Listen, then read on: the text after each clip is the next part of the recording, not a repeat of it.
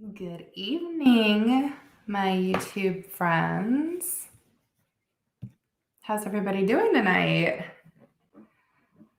I'm a little early for a change, so I'm going to make sure and give people some time to get on, but I wanted to come prepared tonight because we're working on a little bit different sort of project. And I just want to share this fun idea I had with you guys that does involve beads, but involves lots of other crafts that I enjoy and art supplies that I own, and maybe you guys own too. If not, you can do it with very little, and I'll talk about that when we talk about the supplies. But yeah, I'm just super excited about this. It came to me yesterday when I was thinking about how I really wanted like a little autumnal garland of some sort. We've got a fireplace that we don't use, but it's very central in our living room. So I thought it'd be fun to string something across it and spruce it up a little bit for this season. It's very gloomy and cool right now in Michigan, but 80-degree temperatures coming this weekend. So, I had a flu shot yesterday, so I've been a little achy. I'm tad congested. That might just be the weather and everything. So it's like, I'm going to sip on some tea. Sorry about my slurping. I made it nice and hot so that hopefully it would help keep my sinuses clear a little bit. While we're waiting, I don't intend to share any specific traditional embroidery techniques tonight with like the floss, but I want to share a couple of books, and this one is hilarious. Look at that 29-cent price tag. This is from, I think, at least when my mom was little, maybe even before that. But I was lucky enough to inherit a bunch of things from my grandma. And so I've got cases of her embroidery floss. It's all perfectly organized and labeled and wrapped on little cards. And then this is just something that shows some of the stitches that you can do. So I just thought that was interesting. I had it out so that if I needed any inspiration, I could kind of go to it. And even though I'm not using anything out of this book today, I just love everything about it. So I thought I'd share. It's got some projects, but it also has lots of ideas just on different stitches and things you can do with your felt and embroidery. So I'm not as much of a counted cross stitch kind of person, but this type of thing I can really get behind. So I'm excited every once in a while when I have a minute that does not involve beads and beads alone. I pull these kinds of things out and enjoy kind of messing around with this type of arts and crafts. So those were just two things I thought I'd share from my stash with you guys. Let's see if I can find some place to put them where they're not gonna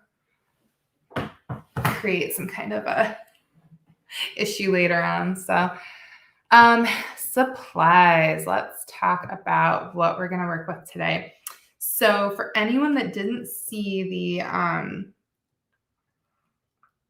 little preview that I shared, these are, or this specifically is the idea behind what I want to do with you guys today. So really simplistic. I mean, you could just do something as simplistic as the shape. You don't need to go crazy, but I'll show you guys. I made you a template. This leaf and this leaf are both cut from the template that I shared in our Beads in Progress group on Facebook. So let me actually see if I can share that link with you guys here. Yeah, I bet I can. Let's see. So I think in order to see the in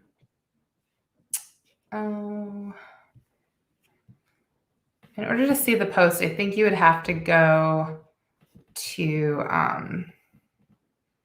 the group and you'd have to be a member probably. I think it's a private group, but if you do that, then you could see lots of cool things in that group. So I'm just going to at least share this link, which I think is to the group itself. So if you go and there's tons of comments in that group after the fact, you would go to the files button within the group. So if you're a group member and then you go to the files tab, it is labeled free leaf template or leaf template white back. And this is what you are looking for. So I just made this little, I'll get rid of that banner so that you can see a little bit more of it. I made this little template. So when you print it out as a full-size sheet of paper, you want to do a fit, not a default print setting, because if it fits to the page, then everything will print. But if you do the default, if you do the default setting, it may cut off the edges of your shapes. So that is what you're looking for. But this leaf I cut bigger than the sample because I just did this last night freehand, but these are cut to size. So you can see some of the leaves are very substantial in size. And all I did was cut out the template from, so like my original sheet, so you guys can see everything as it goes, and then cut out your desired templates. And then you hold them against your felt and trace around them first. That's actually backwards, I think. Yeah. So on this one, I cut outside of the lines so that it was a little bigger still. And then I'm just going to use this side for my garland. So that is the felt part of it. The bead part of it, we're using size 11 seed beads in really beautiful fall colors. And I don't know, there might be some place that you see these colors again in just a couple of weeks. Hint, hint. Super excited about that color combo. And then, let's see, pull the supply list back up here.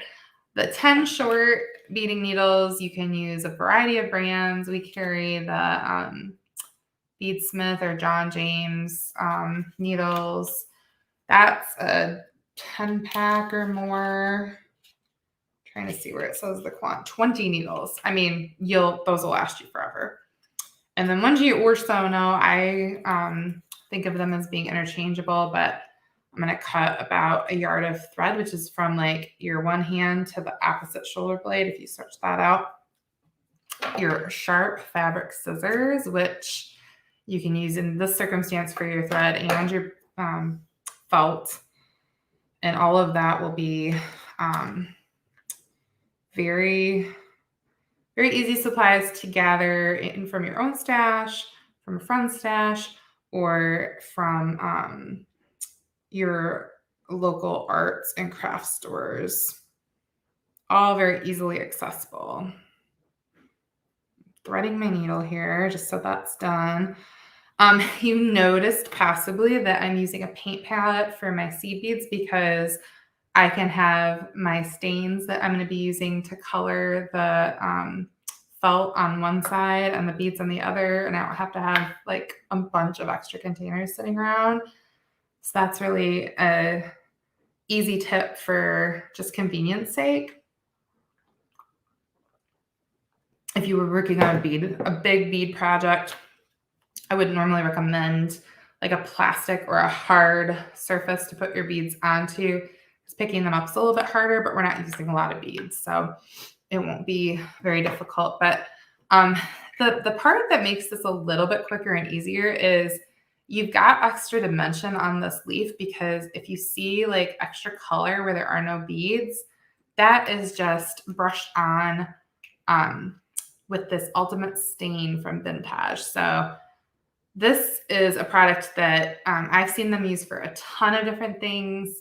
and I saw a leaf that looked like it had like gradiated colors on it that was definitely made out of felt on Pinterest. So when I saw that picture, I thought, oh gosh, it just popped into my head that those stains, which I have a whole array of colors of, are just the perfect thing to like, without having to bead an entire, like normally to get, excuse me, all this extra color and dimension, you would have to spend a lot of time beading this, but not with the help of those stains. And that part goes a lot faster than hand stitching an entire leaf. So I'm going to show you guys the technique of putting the stain on and then stitching some leaves on.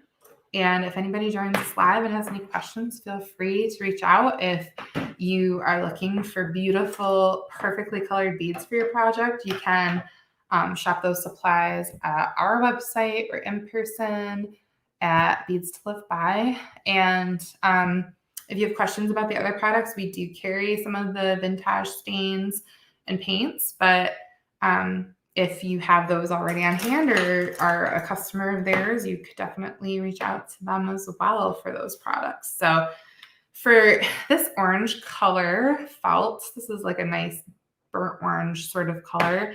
I think I want to play around with, I've got the cedar colored stain here. I think I might use, I don't know, I've got this flaxen color, sun bleached. I'm gonna try using a lighter color on a darker one and see how it goes. And then I think I've used this walnut on, I either used the walnut or the cedar on my first leaf, and it looked really good. So you do have to do the painting before you do the beading. And again, there's really nothing very, precise about it. I was liking, so this is an angled brush, angle shader. I believe this is traditionally for watercolors. I don't know if it says on my handle. This is a 3/8 size. So you see that that end is very flat and it comes to a point just on one side. It's very like chiseled looking. I just think that's a nice shape for getting, so you want to kind of look, I mean, my look that I was going for was to get like some lines like what show up in your leaf. So I think with this one, I'm going to do some lines and then I'll let that one dry and we'll play around with maybe some gradient color on that leaf. We'll see how that goes at least. So I might save the sun bleached, which is like kind of a grayed out white for that. And I might flip right to the walnut for like a darker. Now I did shake all these bottles up ahead of time, at least some, because it's noisy. I give it a little shake now because I don't want to. And then we're just gonna, I'm doing this from, I'm right-handed, so this is probably the wrong side to have my camera on, but squeeze. Like my experience is like just a few drops of the stain goes a long way. So I did not put many into my little palette here. And I do suggest having some paper towel or other paper to blot your leaves with if you're working on them quickly. I don't know how long it would take it to dry if you were going to just let it set to dry, but I'm going to start in the center and really light strokes at first, but it looks like that's not going to pick up very easily. So we'll, there we go. It's okay to start off really light and then I work from the center because usually on the leaves, the like veining in them is going to be darker towards the middle and thicker. And then as you go out towards the edge of the leaf, it gets lighter and smaller. So that is just like something to make it look more natural. And a great tip would be to look at like a leaf in nature and some of these particular varieties to kind of gain, if you wanted them to look a little bit more like real leaves. But again, this is like arts and crafts, so you really can do, you know, your own thing, make it more abstract, do what you want. But working towards from the center and then working your way out really does help you control kind of the look of everything. And then you'll start building in, like we're gonna just create.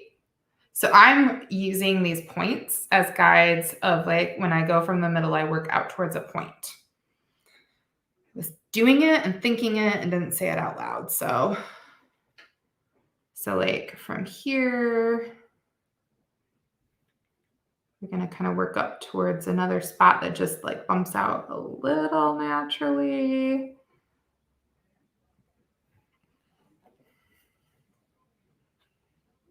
It'll be interesting to see once we blot it if it shows up as much as I want it to. And really, I mean, this part is very much up to you as far as like how you want it to look. So if you want a darker, like more defined pattern, you can do that. If you just want to like throw some color on there to give it a little extra oomph, you can really do whatever makes your heart happy. And I did not use a leaf as any kind of guide, like any real leaves ahead of time. So I am just kind of, you know, you do have, some of them have in the printout, that really doesn't look very natural, but like there's some guides on your templates. You could use your templates as guides too for like how you place your stain. So definitely not loving that the middle is so empty. So I'm gonna have to decide how I maybe work that. Maybe like that, I don't know.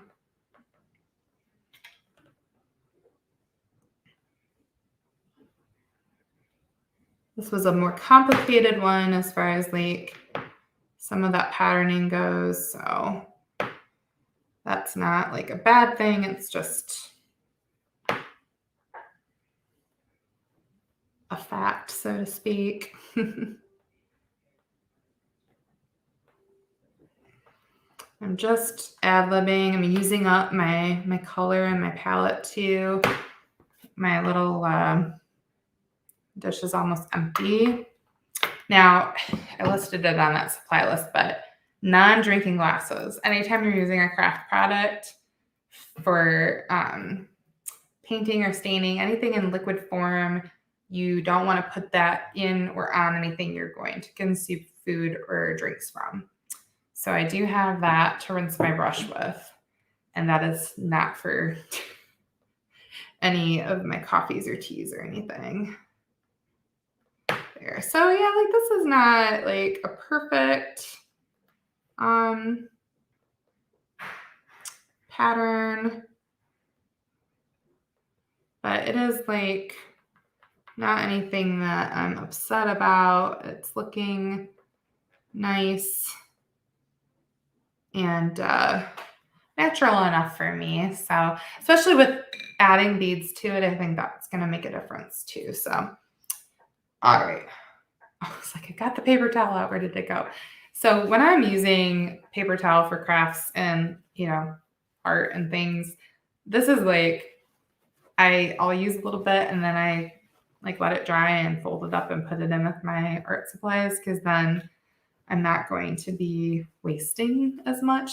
So I just blotted that. You can see that's from today's project, and it still has a really nice defined pattern on it. So super easy. Definitely let that dry up some. I really want to play with laying down more color on this one.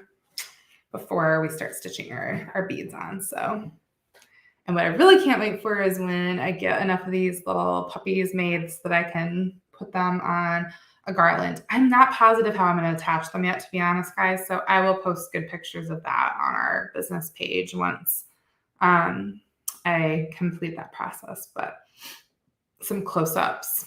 And maybe a good place for me to put those pictures on that file in our private group. Again, that's called Beads in Progress. So on that file for the template, I will share some pictures of the finished piece and like close-ups so you can see. It's not going to be anything more complicated than what we're doing today, but I just don't have any good solutions. I need to find the right kind of string, something that I like the looks of. So I just haven't done that yet. Because this idea came to me yesterday and I started working on it at like, it was probably around 9 o'clock at night. So, gosh, color-wise, what should I do? I think I'm going to do a gradient, or try to do a gradient. This walnut is a dark brown. This grassland is a green that I think will complement this nicely, even if it's not the same green. And then the sun bleached is, like I said, a grayed out white. And I'm going to use those. I'm going to put them in separate containers, and then I'm going to use those to create like, I'm going to start with the lightest color on the end because it'll be easier to blend that way. I won't ruin my, if you start with the darkest color first, it's harder to like not put dark color where you don't want it. It's a little easier to get it to get the lightest colors to go down and behave and then work towards your darkest color. So we'll start with the sun bleached. I have no idea how this is going to look. This is a big experiment, but I don't want to put lines on this one, at least not just lines. I want some like cover over it. And this, I'm really hoping this is not like ruined because it's stuck. Let's see. Oh no, we've still got some color there. So sun bleached, walnut, and grassland. And just so you guys can see those colors in the palette, they're pretty lovely. All right, I like to just really lightly dampen my brush, squeeze the water out of it. You don't want it to be too wet because I noticed that the water, if you wet your brushes down very much, goes through the felt pretty easily. So, all right, I'm gonna start not at the very tip, but like in the middle, and you might have to really saturate that felt to get color to lay in any kind of a like solid form. And this is really eating this up. So it's not a bad thing, but it's definitely like not covering heavily. And it's taking a lot to like kind of get that color to move around a little bit. All right, so let's see, we've got 1, 2, 3 layers of leaves side to side. So I think in this like area of the middle leaves is a good place to lay our green down. So again, I'm not going to start up in the white. I'm going to start lower. And a really like huge experiment, guys. I have no idea how this is really going to go. But then I'm moving it up into the white. I might add a little bit more sun bleached as the color I'm referring to as white. And I don't want to go all the way out to the edge of the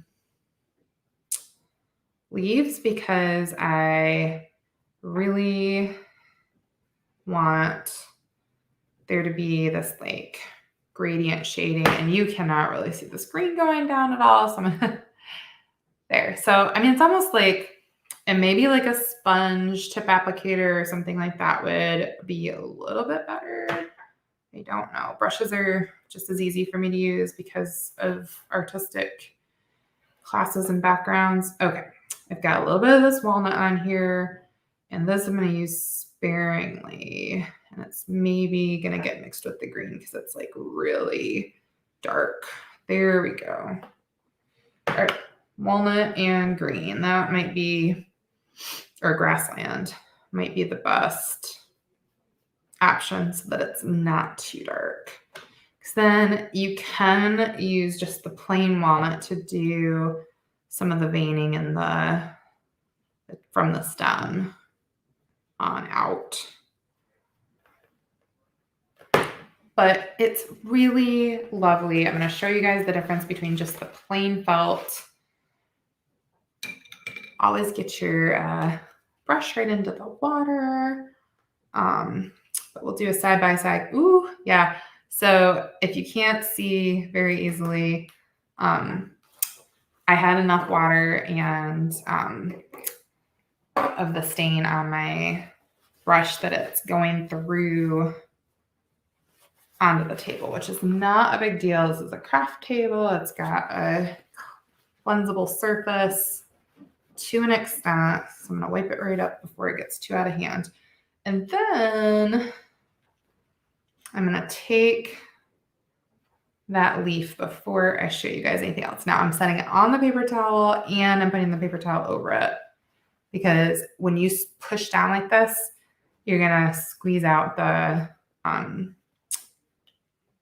stain onto the back of the leaf. So it's such a subtle thing. Say that 3 times fast. But now I will show you on or against the regular felt. So it definitely adds some dimension and color where you would otherwise have to work for quite a while with beads to be able to cover that much surface area. So definitely a purpose behind using those stains. So in total, today I've used these 3 colors. The green felt, it's like an olive green felt. The cedar was on my, I think I used some of the cedar and this pecan or pecan, however you say it, on the original leaf on like a mustardy pumpkin color. And then the orange, I think also had the walnut on it. But there's other really awesome neutrals and different colors that you could use on those. So not really sure. I kind of feel like I'd like to do my beads around the edge of this one because I just love that gradient and how soft and subtle it is. But that's going to take some time. So let me show you how to add your beads to, hopefully this is dry enough to not mess up my hard hard work there. But I'll show you how to attach beads just in general for like a really simple bead embroidery. And then you guys could really do a lot with it. I'm just using a regular ballpoint medium tip pen when I use my templates to draw on the felt and then cut that out again with a pair of fabric shears or something nice and sharp. So that's all that is to that. I keep the hot liquid lemon ginger tea. If you have any other tea drinkers out there, I really enjoy a good cup of tea. I also love coffee and other drinks, but when it's cool and damp out, it's tea for me.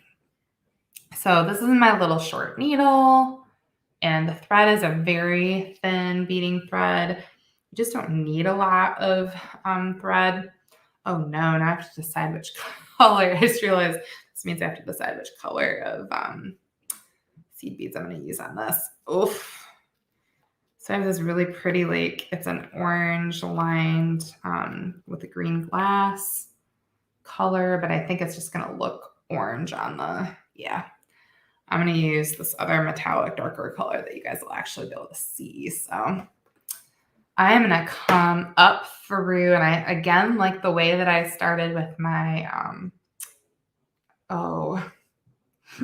excuse me again, with my paintbrush, I'm going to work from the base and the center and then work out and up. So I'm pulling my thread through. You can't see that at all there. I'm going to leave like just a couple inches on the back, so no knots yet or anything.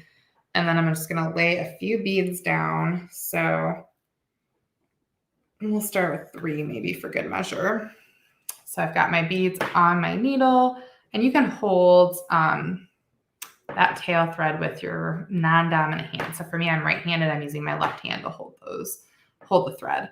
And then I pull the beads down, and when you look at what amount of space they take up, then you're going to take your needle and you're going to go through at the top of those beads, like furthest away from where the tail is at. So holding the tail in place still, we're going to pull that set of beads through, and then we're going to take that tail and the longer side of the thread, and we're going to tie a double knot with that thread. So I'm using a really neutral color so that I can use it on all of my pieces, but you could use different, like 1G has, I think, a couple dozen colors available. So you can really match your thread for each leaf if you were, worried about your thread showing. But once you do that double knot, you can just trim. I like to leave a tiny bit of thread there so that I don't cut the knot, basically. But the whole point of all this painting you did is so that you don't have to do beading with, or, you don't want to repeat all of that with the beads per se. So I'm going to arbitrarily follow my lines and then come up with my needle, and like in this spot, I'm just going to add 1 more bead. And because I'm only adding 1 bead, I can cheat and just go close to where I came out with my thread and go back down through my work with my needle. And I do feel like I might be pulling some of my color off. You can still see that veining on my leaf nicely, but just be mindful of that. If you need to let it do a little bit more drying first, that's totally fine too. So then I'm going to maybe come over to this side. Oh, catching everything here. Come out over on the right-hand side. If messes bother you, don't look at the back of your work if you're zigzagging around.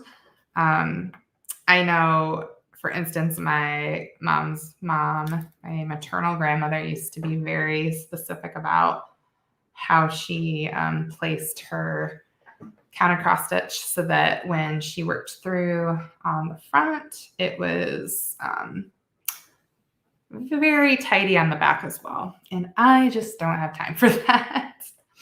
There are a lot of things I am very particular about in life, and I can't handle the idea of worrying about something that other people are not going to see. So I'm using these veins in the leaf as guides for like placing 1 to 3 beads on average. And this is not traditional bead embroidery because I'm not reinforcing these beads. I'm working with a very light touch because you might find that your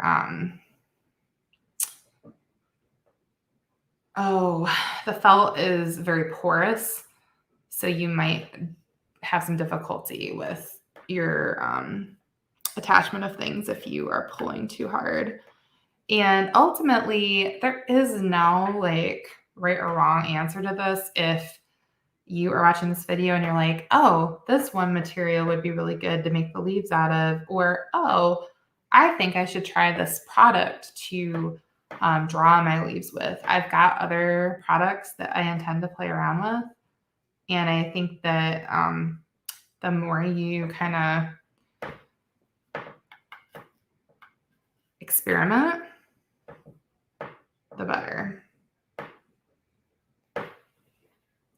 So that is going to take me a few minutes to cover the area I want, and it looks very sporadic, but then when you get through, and I tend to like the way that you would paint a line thicker at the base. I tend to use more beads to cover more surface area towards the base of the leaf, and then try to let it trickle off a little bit towards the tip. I think it just has a more natural effect. But that is all there is to a really adorable start to a little leaf garland. And hopefully you will enjoy getting to make some of your own fun little autumnal leaves so that you can decorate part of your home with them. This would also be great for like floral things in the spring or summer. You could do little like vegetables and fruits. I think there's a lot of variations you could do that would translate to other seasons. I just happen to be inspired by the fall because it's one of my favorite times of the year for sure. But like I said, I will keep you guys posted in that bead group, Beads in Progress, Facebook group, technically, bead group on Facebook, and let you know how I finish off the garland. But I am on my way to having what I am sure will be a really fun sort of heirloom decoration for our home. So you guys have a wonderful night. Thanks for joining me for my crafty fun. And maybe I'll be back to jewelry making next week. I don't know. Maybe I've taken a whole turn into what can I do with beads that just isn't only jewelry. I hope you all have a wonderful night, and I'll talk to you soon. Bye.